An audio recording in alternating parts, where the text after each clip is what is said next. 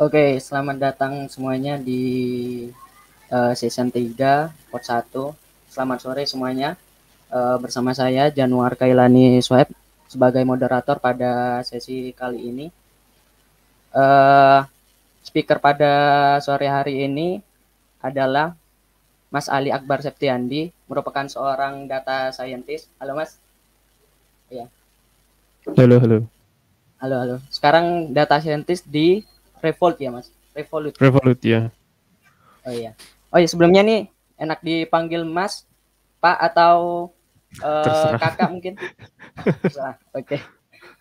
Iya, untuk talk sore hari ini akan dibawakan dalam bahasa Indonesia tentang learning reinforcement learning with OpenAI Gym. Wih, ini topiknya menarik sekali soalnya orang-orang mendengar reinforcement learning itu pasti wah ini hal yang berat gitu. Mungkin nanti akan dibawakan lebih enjoy, lebih apa namanya, lebih menjangkau orang-orang yang masih awam tentang reinforcement learning tentunya. Oke, tanpa banyak ini lagi, kita mulai saja talknya. Mas Ali, stage is yours. Oke, terima kasih banyak. Januar, ini saya mulai dulu. Oke. So ya, hari ini materinya adalah tentang learning reinforcement learning atau belajar reinforcement learning dengan OpenAI Gym. So, nanti akan ada sedikit demo mungkin saya sudah persiapkan, mudah-mudahan lancar demonya. Saya tahu kalau ada talk live seperti ini biasanya bagian demo nanti ada masalah-masalah, tapi mudah-mudahan nggak ada ya. So, anyway, ya, saya nggak tahu background teman-teman pendengar di sini apa, tapi kalau seperti saya yang background-nya dari computer science, dari informatika, biasanya kita ada satu titik ketika kita akan harus belajar reinforcement learning gitu. Entah itu bagian dari artificial intelligence atau mungkin machine learning, atau bahkan mungkin berdiri sendiri gitu ya. But anyway, ini sebenarnya, berhubungan dengan alasan dari beberapa orang mungkin ketika masuk ke dalam dunia IT. Ada nggak sih yang masuk ke IT karena pengen jadi game dev gitu ya, pengen pengen jadi game developer gitu. Jadi karena dulu senang main komputer ceritanya atau dulu senang main game, pengen deh bisa bikin game sendiri gitu. Berapa banyak kira-kira? Kalau waktu saya kuliah dulu sih cukup banyak ya, teman-teman yang, tertarik gitu. Mungkin saya salah satunya. Nah, tapi kemudian ketika kita sudah di dalam perkuliahan, ternyata, mmm, mulai bergeser tuh, keinginannya mulai bergeser. Apalagi kemudian ada, ngelihat reinforcement learning terus ya tadi mungkin Januar juga bilang, "Kayaknya susah ya gitu reinforcement learning, kayaknya hal yang aneh ya," gitu. Nah, asing aja gitu buat kita reinforcement learning itu. Ternyata susah sekali untuk bikin si AI yang kita pengen itu gitu, si artificial intelligence untuk game yang kita mau buat itu. So, mungkin show of hands atau, karena ini agak susah interaksinya mungkin saya pengen teman-teman merefleksikan ke diri sendiri aja, berapa banyak yang familiar dengan image ini gitu ya. Jadi kalau kita bicara reinforcement learning, biasanya nggak jauh-jauh dari sini gitu. Ada agent-nya, kemudian agent-nya, ada environment juga, agent-nya melakukan aksi yang akan mengubah environment, kemudian environment-nya mengembalikan ke agent-nya berupa state dan reward gitu ya. Jadi ada, status baru dari dunianya seperti apa setelah agennya melakukan aksi, kemudian nanti ada reward-nya juga gitu ya. Jadi kita bisa dapat, sesuatu gitu dari environment-nya.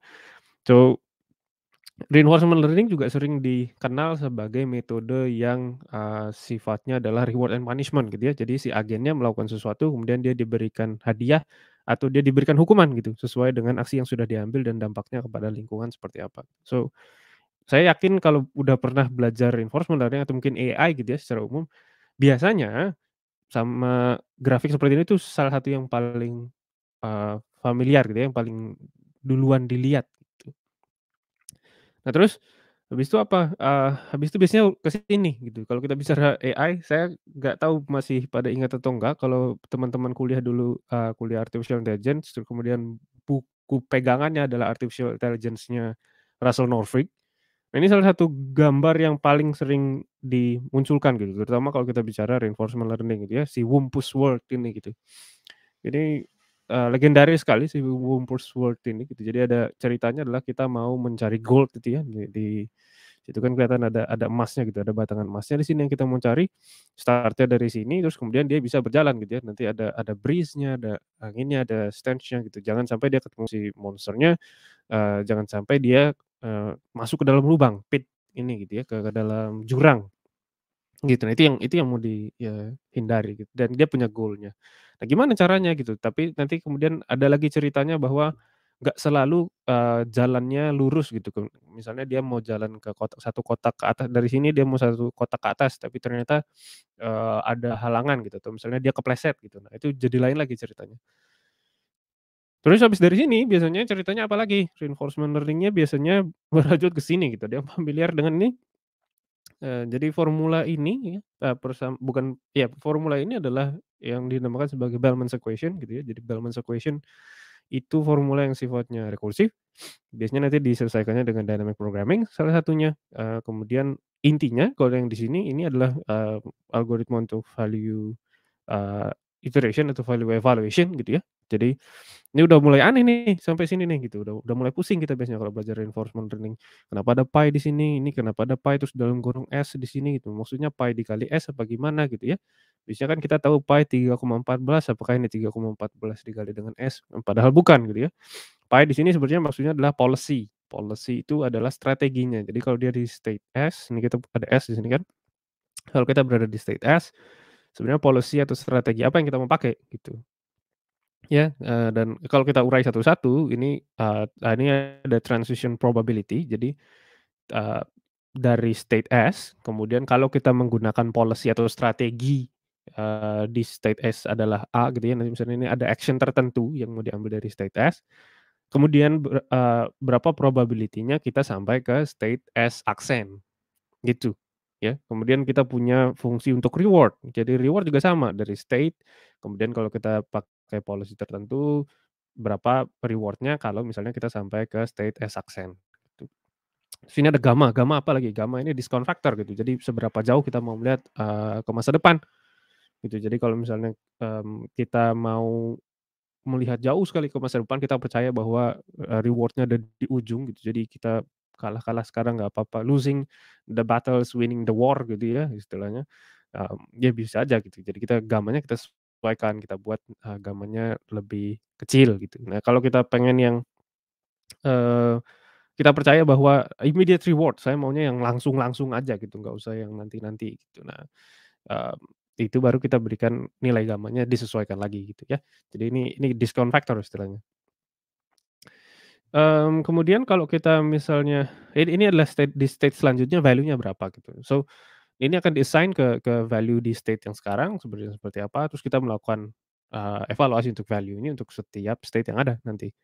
Baru kita cari kalau kita udah tahu berada di setiap state nilainya berapa, maka kita mencari jalannya nanti yang paling baik dari menelusuri setiap state-nya sampai ke yang value-nya paling besar. Kira-kira seperti itu ya.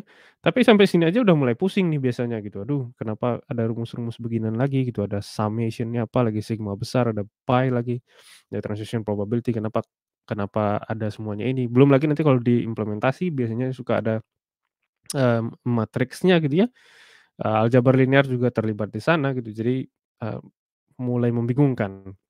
Padahal kalau kita bicara tadi ya, cita-cita kita di awal motivasinya masuk IT gitu ya, motivasinya masuk informatika, pengen bikin game, pengen bikin AI yang canggih gitu, mungkin sesuatu yang seperti ini gitu. Ada yang familiar dengan ini Mar.io gitu ya, jadi, Super Mario Bros, tapi dibikinnya pakai AI gitu, jadi game si Marionya dimaininnya pakai AI. Kalau dilihat ini ada, garis-garis hubungannya, sebenarnya garis-garis hubungannya menggambarkan kayak neural network sebenarnya. Jadi weight-nya berapa gitu, nanti mana action yang harus diambil gitu. Jadi dari state yang diberikan nih ada kotak kecil di sini ini menggambarkan, state dunianya seperti apa nih, lihat garis merahnya ini si Mario, terus ini adalah blok-blok di mana dia bisa berdiri, terus nanti aksi aksi apa yang harus diambil gitu. Keren kan gitu kelihatannya, ini yang pengen kita bikin tuh yang kayak gini gitu salah satunya, tapi kayaknya susah banget ada formulanya gitu. Ini pun bukan hal yang mudah mungkin buat kita yang, baru lulus gitu ya, pengen pengen bikin AI gitu, kok kayaknya ribet banget gitu. Belum lagi mengekstrak Super Mario-nya, tadi bikin kotak yang kecil ini, representasi ini aja mungkin kita juga udah pusing gitu. Belum lagi bikin AI-nya sendiri gitu. Atau mungkin yang kayak gini gitu ya, ada orang yang bikin AI untuk Fall Guys. Jadi Fall Guys tuh sebenarnya game-nya sederhana, dia lari terus gitu, cuman kiri kanan doang, aksinya sama lompat, ada 3 aksinya, kiri, kanan, sama lompat. Jadi kayak Mario tapi 3D lah gitu dan dia jalan terus, kita pengen supaya dia sampai ke tujuan gitu. Eee, nah ini kalau dilihat kodenya di sini udah ada nampaknya ada CV2-nya, ini ada utils grab screen-nya, ada get keys-nya. Jadi sebenarnya, sudah ribet gitu hanya sekedar mengekstraksi informasi dari game-nya gitu. Apalagi kalau teman-teman yang mungkin nggak familiar dengan computer vision gitu, mungkin nggak bisa nih dapetin yang di bawah ini, yang pakai Canny Edge Detection ini gitu. Jadi gimana caranya saya mau belajar reinforcement learning tapi biar gampang gitu ya, boro-boro kita mau bikin AlphaGo gitu ya, nggak kebayang gitu gimana caranya ini AlphaGo gimana, kan ini gambar ya, walaupun sebenarnya si AlphaGo ini menarik karena, AlphaGo ini representasi papannya itu kan ada yang mainin gitu, ada yang ngeklik di komputer, terus ada orang yang, menjalankan apa yang AlphaGo jalanin gitu. Jadi dia nggak benar-benar nggak benar-benar mengekstrak dari vision-nya, dari yang terlihatnya, tapi bisa berupa langsung state-nya saja, state papannya seperti apa. But anyway, ya boro-boro sampai ke sini gitu, kita mau belajarnya mulai dari mana aja udah bingung gitu. Apalagi kalau dulu cita-citanya pengen bikin Jarvis gitu ya, mau mau kayak Iron Man gitu. Saya pengen bikin, artificial intelligence yang bisa disuruh-suruh gitu, yang bisa membantuin saya macam-macam gitu. Dan susah banget gitu, nggak masuk akal gitu. Kalau kalau ternyata di reinforcement learning kita belajar yang rumus tadi aja, mau implementasiin ke kode nggak bisa. Gimana caranya dong gitu ya. Jadi ini cuman jadi meme doang pada akhirnya gitu. Lulus S1 mau jadi software engineer, terus atau mau jadi data scientist, eee, mau jadi research scientist di Google, atau bahkan lulus S1 mau bikin artificial general intelligence gitu kan. Eee, cita-citanya besar tapi yang bisa dilakukan pas S1 ternyata sedikit gitu. Kayak tadi, reinforcement learning boleh dibilang jadi salah satu yang paling sering overlooked, yang paling sering apa ya, cuman dibahasnya singkat gitu kalau di perkuliahan, paling 1 pertemuan atau mungkin 2 pertemuan. Itu pun dosennya juga cuman menjelaskan, ya udah dibaca aja dari bukunya gitu. Saya sih jarang menemukan dosen yang bisa memberikan, kuliah reinforcement learning, terus tugasnya itu lengkap gitu. Nah, saya sebagai dosen juga sebetulnya berusaha melakukan ini gitu. Jadi gimana caranya supaya reinforcement learning itu bisa sampai mahasiswa juga implementasi, nggak cuman, belajar teorinya saja, nggak cuman belajar si rumpus Word itu tadi saja, tapi benar-benar, bikin algoritma yang bisa menyelesaikan rumpus Word-nya, gitu ya. So, itu tujuan talk-nya hari ini. Nah, kita coba belajar sama-sama dari awal, saya coba sedikit ini agak ngebut bahasannya, jadi whirlwind tour of reinforcement learning gitu ya. Mmm, tapi saya menyarankan kalau nanti mau belajar lebih banyak, pengen tahu lebih banyak lagi tentang materi ini, silakan buka Stanford CS221 Artificial Intelligence. Ini yang jadi dasar kuliah saya gitu ya, saya ngajar Artificial Intelligence juga di kampus, kemudian saya belajarnya gitu ya, atau mengulas materinya sebetulnya dari sini gitu, dari Stanford CS221 dan, saya menemukan ini adalah kuliah yang bagus sekali untuk pendahuluan reinforcement learning. Sebenarnya ada kuliah-kuliah yang lain, nanti di akhir saya kasih referensinya beberapa, kayak kuliahnya David Silver tuh ada.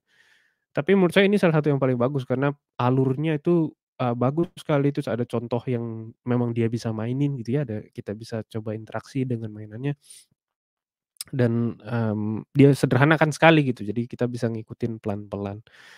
So, dari Markov decision processes sampai ke reinforcement learning-nya sendiri. So, ini recommended, silahkan dicari nanti di YouTube, ini ada kuliahnya, ada bahan materinya juga, slides-nya kalian bisa cari, online. So, silakan dibuka nanti ya, tapi saya kasih materi yang agak cepatnya hari ini. Nah, kalau dilihat ini dia mulainya dari, Markov decision processes dulu, ini Dorsas tadi, dia profesornya sama Persil Yang, 2019 ini ya, bagus sekali materinya. Nah, dia pakai contohnya ini gitu ya, start-nya dari Markov decision processes. Jadi ada game-nya, berbicara tentang kalau misalnya kita mau main atau enggak gitu. Jadi kita ada state-nya dari sini kita mulainya. Kita mau memilih main atau enggak, stay atau quit. Kalau kita pilih stay, maka nanti akan dilempar dadu, kemudian kalau dadunya kurang dari 4 gitu ya, keluarnya 1, 2, 3 atau 4, maka dia akan main lagi, ngelempar dadu lagi berikutnya. Kalau keluarnya 5 atau 6, maka dia berhenti permainannya. Ya, end, selesai. Nah, kalau bisa atau pilihannya adalah dia bisa langsung quit, dia langsung, "Nggak, udah saya mau berhenti," gitu, "saya udah nggak mau main," gitu. Saya bisa langsung dapat $10 gitu. Nah, setiap tadi dia main, dia selalu dapat $4. Setiap kalau dia bilang berhenti, dia langsung dapat $10. Bayangin, kalau dimodelkan jadinya seperti ini gitu ya, ada chance notes-nya istilahnya, ada simpul, percobaan, apa sih istilahnya, peluang, simpul peluang gitu ya.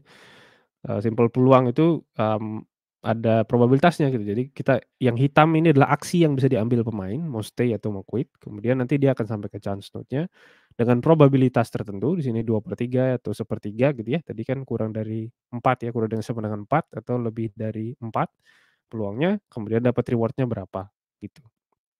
Ya, nah Markov decision processes itu punya beberapa komponen gitu. Ini harusnya sudah diajarin juga ketika kalau sudah pernah belajar reinforcement learning.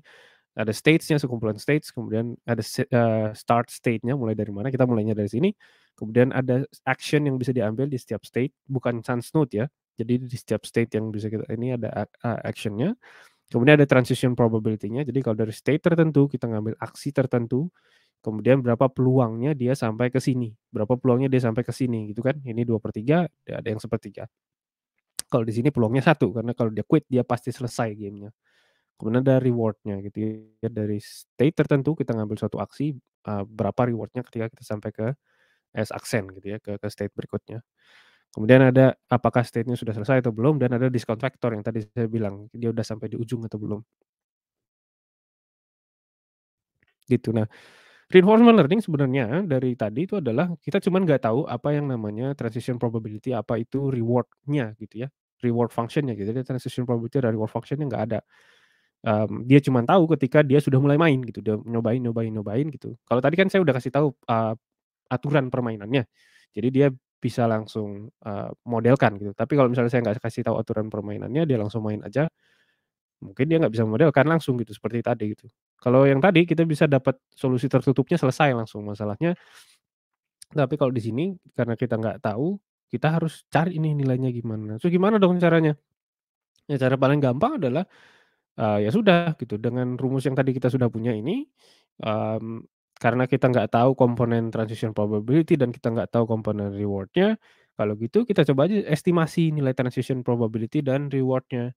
Nah, itulah yang disebut sebagai model based Monte Carlo, gitu ya. Jadi model based Monte Carlo itu idenya adalah, ya udah main aja, terus kita lihat peluangnya sebenarnya seperti apa, reward-nya sebenarnya seperti apa, gitu.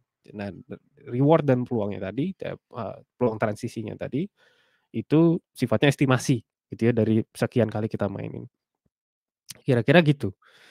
Nah, tapi kemudian, pertanyaannya adalah, perlu nggak kita explore semua state-nya? Ya belum tentu gitu, ya udah ngapain kita explore semuanya gitu, ngapain kita modelin semua transisinya gitu. Kan yang kita perlu adalah yang kita sudah jalanin hasilnya seperti apa gitu. Maka ada yang dikenal sebagai SARSA dan Q-learning gitu ya. Nah, SARSA dan Q-learning ini update-nya lebih cepat gitu, jadi dia cuman ngelihat, 1 minus ita ini adalah learning rate-nya. Ini adalah nilai, prediksinya, ini adalah nilai sebenarnya. Yang hijau ini adalah nilai sebenarnya, yang merah ini adalah prediksinya gitu.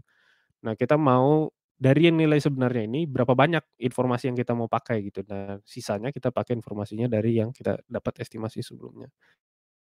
Di Q-learning bedanya cuman kalau di sini dievaluasi terhadap strategi tertentu, kalau di sini adalah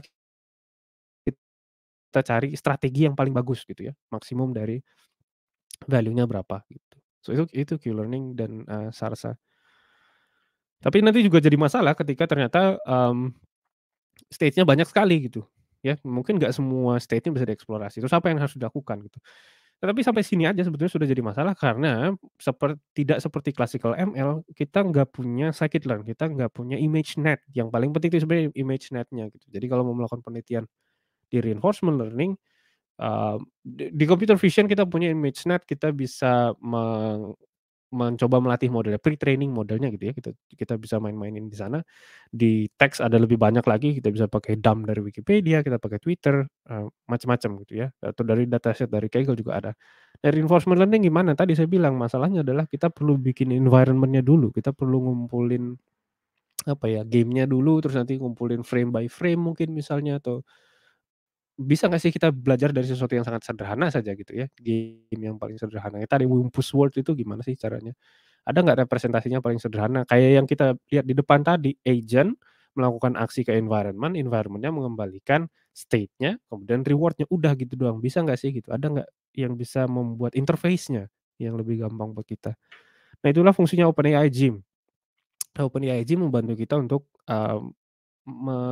belajar reinforcement learning seperti namanya gym gitu ya, dengan me dia memberikan interface supaya kita bisa melakukan eksperimentasi dengan lebih mudah gitu. Jadi gym itu adalah toolkit gitu ya yang dipakai untuk mengembangkan algoritma reinforcement learning. Game-nya ada banyak dan nggak semuanya game sih sebetulnya ya. Jadi ada Pong, ada pinball, ada game-game Atari, tapi ada juga yang sifatnya control gitu. Jadi, reinforcement learning kalau teman-teman dulu belajar juga mungkin kan familiarnya dengan robot gitu ya, pengen ngegerakin robot kaki gitu misalnya.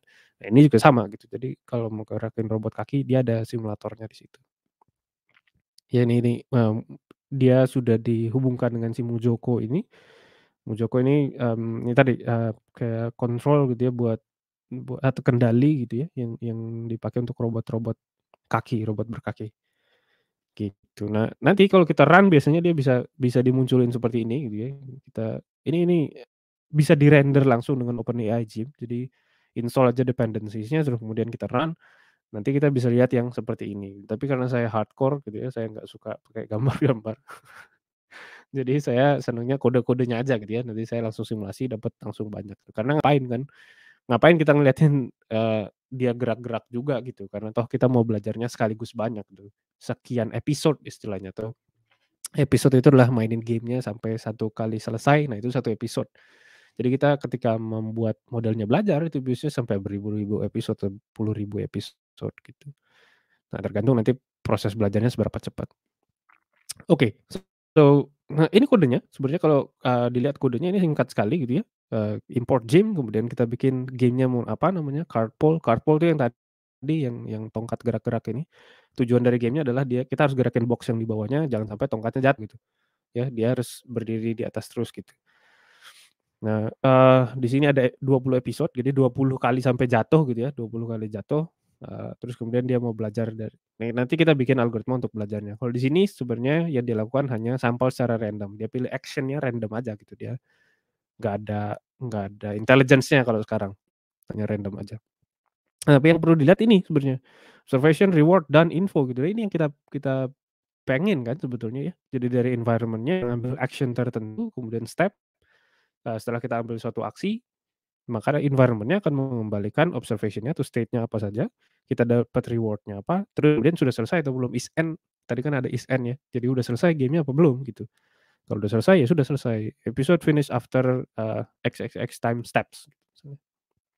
Oke, so itu idenya, itu ide dari, OpenAI Gym. Semua sama sebenarnya seperti ini, semua game yang ada di OpenAI Gym, cara bikinnya sebenarnya seperti ini, bedanya nanti adalah observation-nya mungkin berbeda, reward-nya mungkin berbeda gitu ya. Jadi jenis stage-nya ya atau bentuk stage-nya nanti beda-beda. Nah, ini sedikit demo, eee, coba saya mau lihat saya bisa demo atau enggak. Oke, so ini kalau misalnya kita demo, nah ini kode, contoh kode yang saya pakai buat tugas mahasiswa gitu ya. Mmm ini kosongannya, nah ini kita mau implementasi Sarsa gitu misalnya di sini. Gimana cara implementasi Sarsanya? Saya mau implementasi Sarsanya misalnya di sini adalah, seperti namanya ya, Sarsa gitu ya, yang kita mau lakukan apa? Yang kita bisa lakukan sebenarnya adalah ketika bicara Sarsa, itu adalah menggunakan implementasinya sama seperti rumusnya gitu. Kita tahu rumusnya tadi ada satu minus eta dan kawan-kawan itu kan gitu. Jadi ini tinggal satu minus self eta kemudian dikali dengan self.q s.a gitu ya, plus self.eta dikali dengan r ditambah self.gamma dikali self.q, kemudian ini adalah s aksen dan a aksen. Udah. Terus kemudian di sini, Q learning-nya gitu ya, jadi proses Q learning-nya sebenarnya ini yang mana aksi yang paling bagus aja gitu. Jadi ada epsilon grid di algoritma. Jadi kadang-kadang kita harus ngambil sesuatu yang random, kadang-kadang kita tapi seringnya kita belajarnya ambil aksinya adalah yang paling baik gitu. Jadi ini action space gitu misalnya, sampel, jadi kita tetap ada nge-randomnya sedikit, besar probability-nya sebesar epsilon, epsilon kita tentukan di atas 0,2, kemudian ini return self.q, s, a. Nah, kita mau yang maksimal action-nya kan, ya udah argmax aja, sudah. Setelah kita definisikan seperti ini wrapper-nya saya yang bikin gitu ya, maksudnya kelasnya saya bikin. Jadi awalnya kita punya, masalahnya seperti apa tadi yang, OpenAI Gym-nya gitu ya. Terus kita mau implementasikan sendiri gitu. Nah ini, untuk simulasinya kita mainkan Frozen Lake, karena kita mau mainkan Frozen Lake, kita bisa jalankan 2 di sini simulasinya. Saya mau yang random 1, saya mau yang, Sarsa 1. Ini saya agak lebih cepat aja ya, biar waktunya cukup. So ini di-run, kemudian oops, epsilonnya kelewatan. Oh, kayaknya saya ada yang salah di sini. Tadi ada self epsilon. Oh, ini self ini yang salah ini. Oh, ini sorry. Ah, alright. Tadi saya udah bilang demo base-nya ada masalah-masalah yang terjadi. But anyway, oops, kenapa dia not implemented error? Oh, karena ini pakai namanya masih Sarsa. Eee, learning. Anyway, tadi kan yang random agent-nya udah ya. Eee, object has no attribute and action space. Mmm, dia nggak berjalan dengan baik. Kenapa ya? Saya penasaran juga. Anyway, coba jalankan coba bukakan solusinya saja. Tadinya saya mau demokan satu-satu tapi kayaknya nggak bisa. Jadi, eee, saya coba kasih lihat saja hasilnya. Sebentar ya. Alright.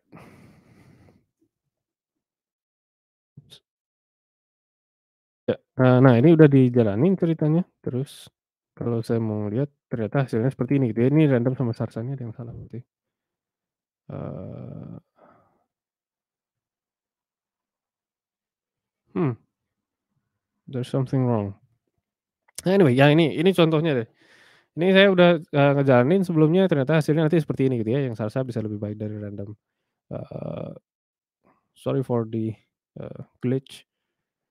Jadi gambarnya seperti ini, dia dalam 30 detik gitu ya, 40 detik kita bisa dapat 1000 ini 10.000 episodes ya, kemudian dia bisa dilihat bahwa setelah sekian lama si Sarsa ini jadi jauh lebih pintar daripada, atau Q-learning si algoritma Q-learning ini jadi jauh lebih pintar daripada sekedar pakai, eee, random agent aja gitu ya. Terus kita mau nge-render gitu misalnya. Kita mau lihat kotanya sebenarnya seperti apa, kita mau lihat policy yang diambil sebenarnya seperti apa. Nah, ini bisa kelihatan juga di sini. Ini dia lagi belajar, might take a while. Eee,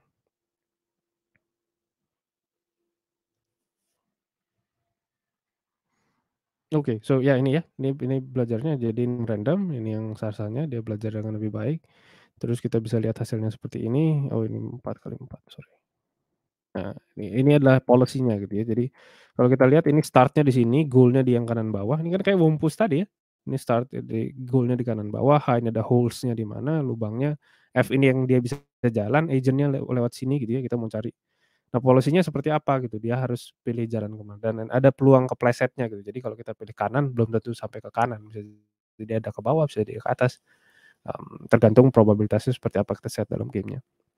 Nah, ini untuk yang 4 kali 4 gitu. Terus kalau kita misalnya mau ubah jadi 8 kali 8 gimana? Ya bisa gitu, ini tinggal 8 kali 8 aja gitu. Terus kemudian ini tinggal di-random, ini juga ini akan agak lama, tapi intinya, eee, nanti kalau kita lihat bahwa ketika dia dibuat semakin besar, jadi semakin sulit gitu.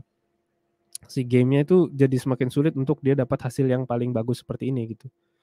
Eee,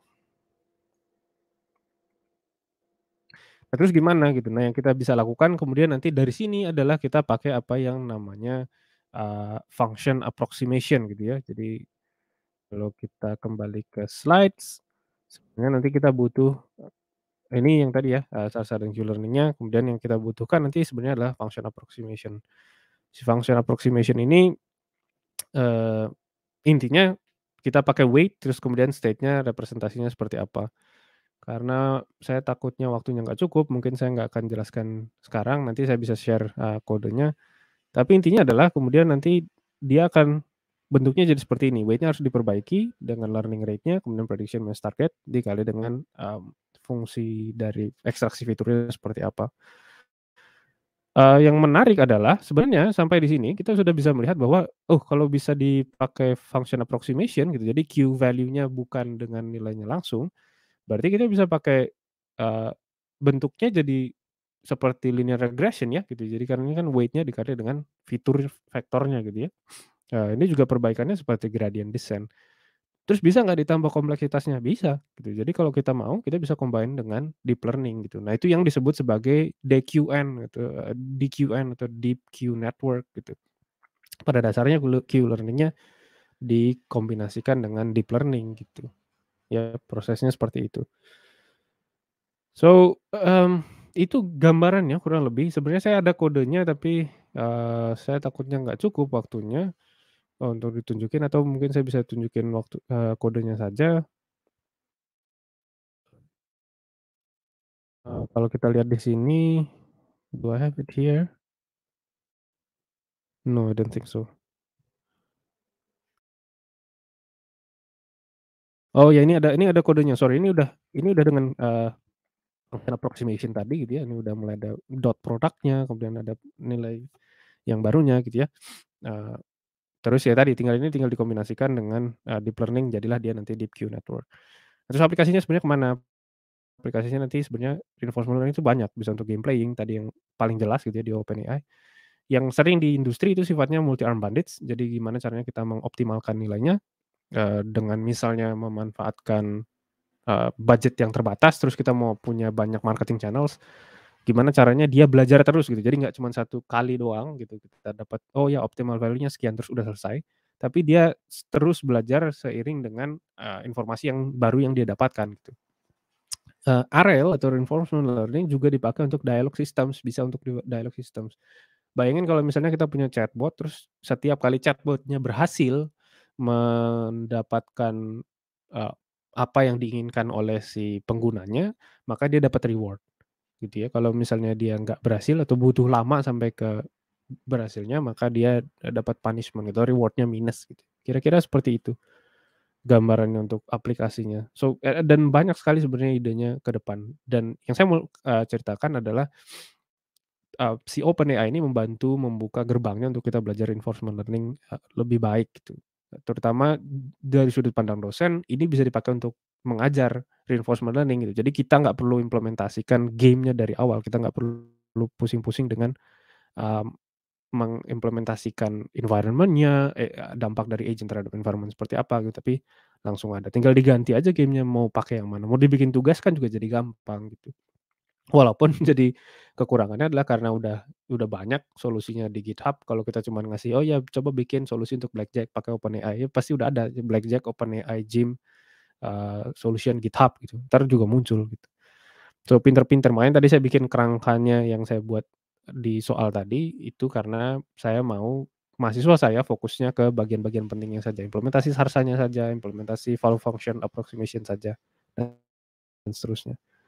So kalau mau belajar lebih banyak tadi saya bilang bisa buka Stanford CS 221 Artificial Intelligence atau DeepMind UCL Reinforcement Learning dari David Silver, ini kuliah legendaris. Kalau sudah mau yang lebih canggih bisa coba belajar dari UC Berkeley Deep Reinforcement Learning. Bukunya pedomannya banyak orang itu adalah Reinforcement Learning punya Sutton and Barto gitu. Ini semua tersedia online, gratis, legal, jadi silahkan diakses kalau mau belajar Reinforcement Learning lebih banyak. So, simpulannya dari talk hari ini, reinforcement learning itu sering dilewatkan kalau kita bicara machine learning atau AI di perkuliahan S1 terutama, karena ya repot aja gitu implementasinya atau cuman dibahas sekilas aja secara teori tapi nggak pernah implementasi. Padahal OpenAI Gym membantu itu gitu. Kita bisa belajar lebih banyak dengan OpenAI Gym dari Q-learning sampai ke deep Q network kalau memang dibutuhkan gitu ya. Dan as always learning by doing is the best gitu. Belajar dengan coba implementasiin sendiri itu biasanya lebih nangkep gitu ilmunya, lebih bertahan dengan baik di pembelajarnya sendiri. So itu aja, mungkin talk saya hari ini, kalau nanti ada pertanyaan, silakan.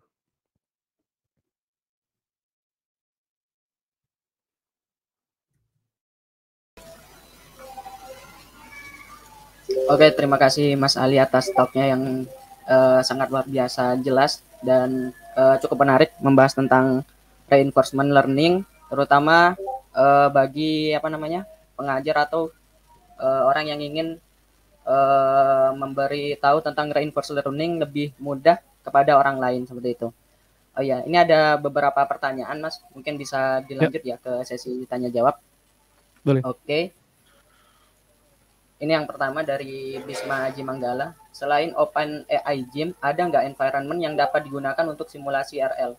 Utamanya dengan state data dari real world data.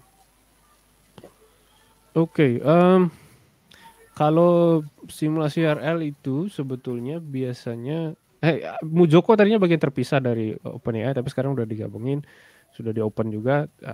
Terus kalau secara umum, kalau misalnya state data dari real world, biasanya lebih susah gitu. Jadi nggak ada yang simulasi seperti itu. Kita yang bikin sendiri simulasinya memang. Makanya saya bilang seperti namanya juga ini gym, jadi ya kita latihan dulu di gym gitu. Nanti kalau udah di dunia nyata biasanya kita yang modelkan sendiri permasalahannya seperti apa yang bisa dilakukan gitu di dunia nyata. Biasanya seperti itu kayak state-nya tadi, state transition kan Markov decision process itu bisa jadi permulaan yang bagus gitu ya. Jadi dari satu state ke state yang lain, apa aksi yang bisa diambil, kemudian nanti rewardnya seperti apa, transition probability-nya seperti apa, itu yang bisa dimodelkan. Startnya bisa dari sana. Nah, tapi di luar OpenAI Gym saya nggak tahu ada lagi yang sebagus ini sih. Jadi biasanya de facto standarnya mungkin kalau saya boleh bilang pakai OpenAI Gym. Oke, terima kasih jawabannya Mas.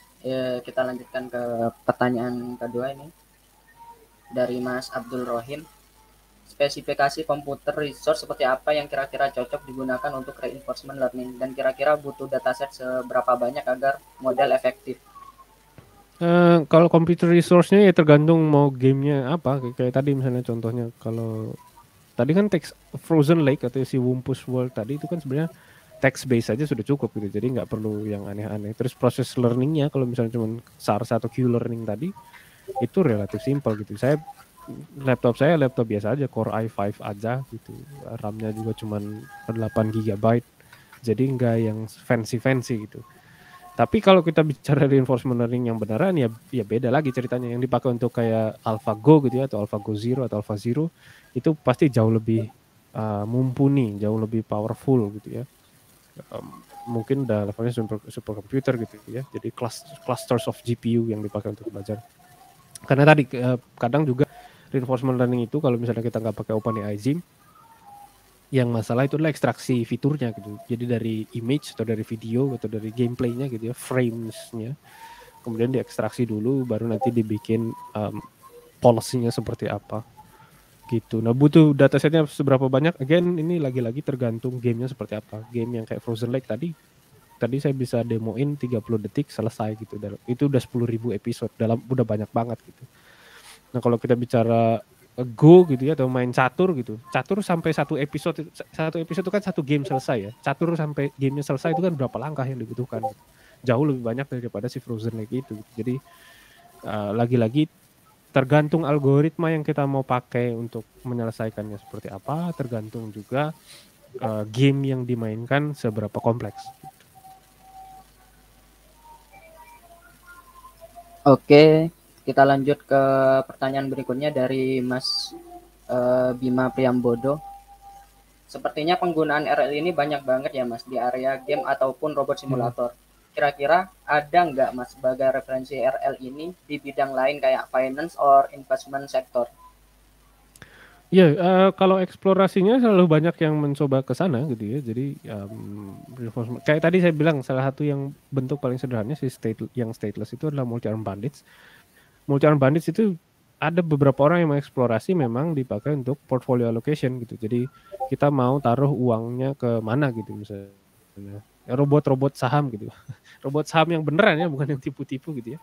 Itu bisa jadi memang ada komponen reinforcement learning di dalamnya gitu. Jadi dia pakai multi-arm bandits gitu. Kita punya limited resource, kita punya uangnya sekian puluh juta gitu misalnya. Terus saya mau mau invest, saya punya beberapa pilihan, saya ngelihat trajektorinya seperti apa, naik turunnya seperti apa, terus nanti mana yang paling optimal gitu.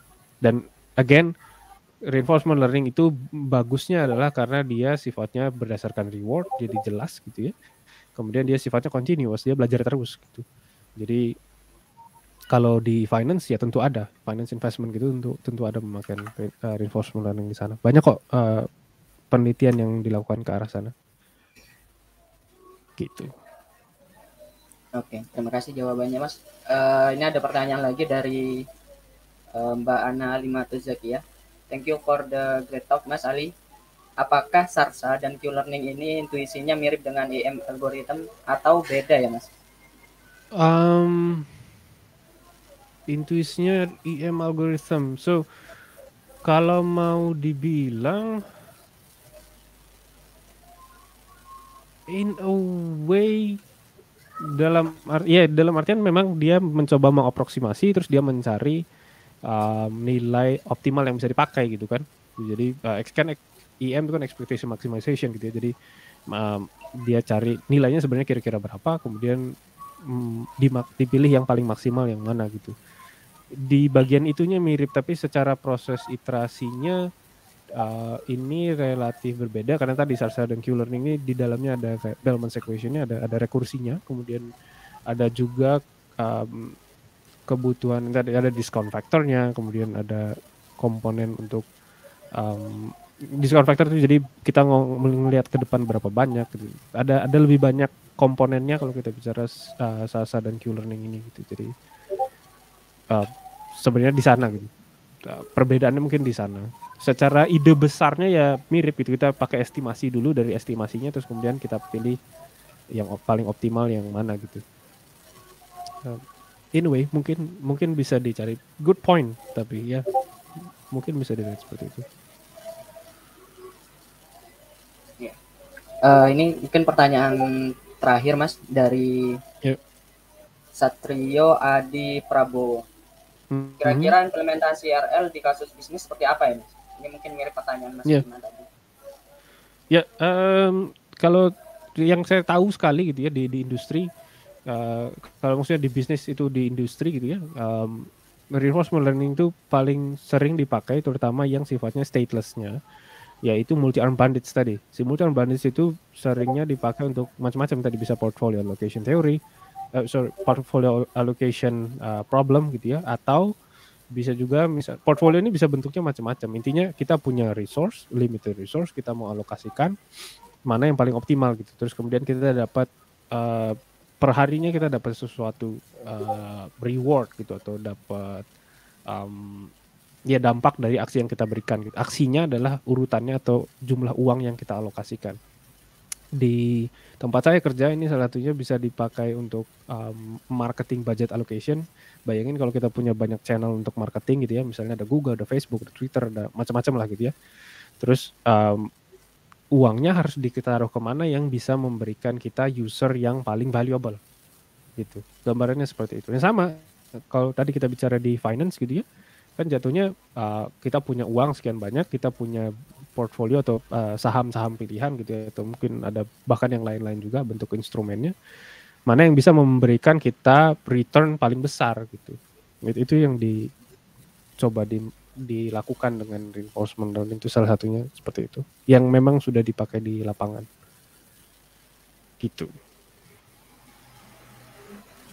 Oke, terima kasih banyak Mas atas jawabannya. Mungkin sudah tidak ada pertanyaan lagi. Sudah nggak ada pertanyaan lagi sepertinya. Terima kasih talk yang sangat luar biasa Mas. Untuk teman-teman peserta semua, silakan juga mengisi ucapan terima kasih kepada speaker lewat link berikut ini, paycon.id/thankyou-speakers. Mungkin nanti kalau ada pertanyaan lain bisa kita sampaikan lewat personal chat dengan Mas Ali ya, nanti Ya, lewat, atau mungkin ada di rooms, nanti di room sport 1 mungkin bisa kita fasilitasi di situ. Terima kasih. boleh boleh. Sip. Oke, selamat sore semuanya. Semangat. Setelah ini masih ada sesi lightning talk, jadi stay tune tetap di PyCon ID 2021. Terima kasih. Terima kasih semua.